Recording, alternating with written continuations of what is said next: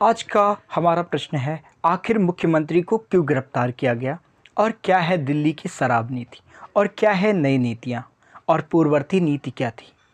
हाल ही में दिल्ली के मुख्यमंत्री को ईडी की 12 टीम के द्वारा गिरफ्तार कर लिया गया।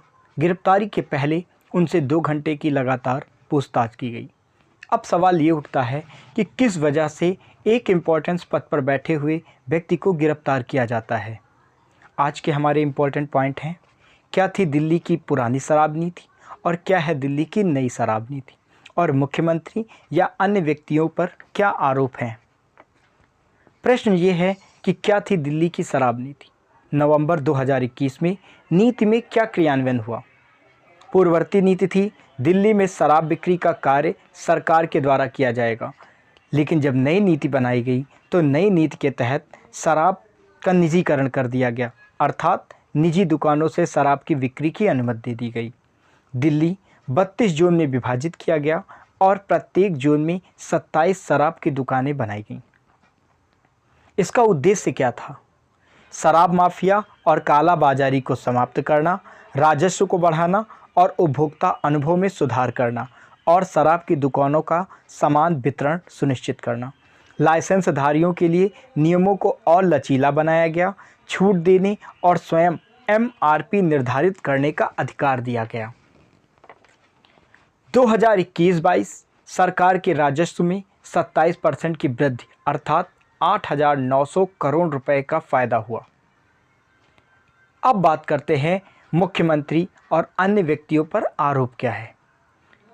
इसके नियम थे। नियम ये था कि दिल्ली सरकार कोई नीति लागू करती है या किसी भी नीति में बदलाव करती है तो बदलाव करने से पहले उसे उपराज्यपाल की अनुमति लेना अनिवार्य होगा।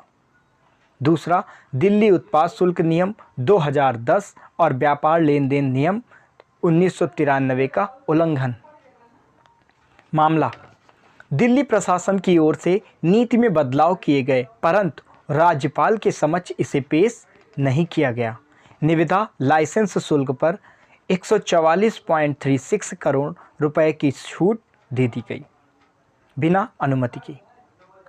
रिपोर्ट में प्रशासन ने विदेशी शराब की दरों में संशोधन करके बियर की प्रति पेटी 50 रुपए के आयात शुल्क को हटाकर शराब लाइसेंसधारियों को अनुचित लाभ दिया।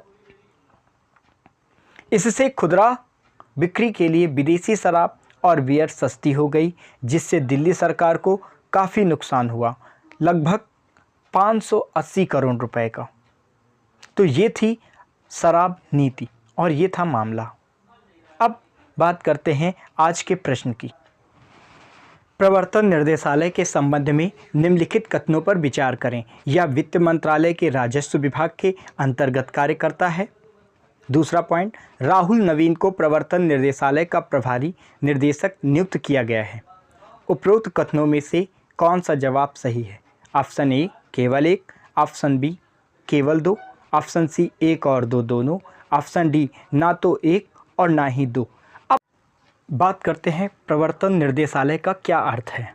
प्रवर्तन निर्देशालय ईडी एक घरेलू कानून प्रवर्तन एजेंसी और आर्थिक खुफिया एजेंसी है जो भारत में आर्थिक कानूनों को लागू करने और आर्थिक अपराधों से लड़ने के लिए जिम्मेदार है। यह भारत सरकार के वित्त मंत्रालय के राजस्व विभाग का एक हिस्सा है।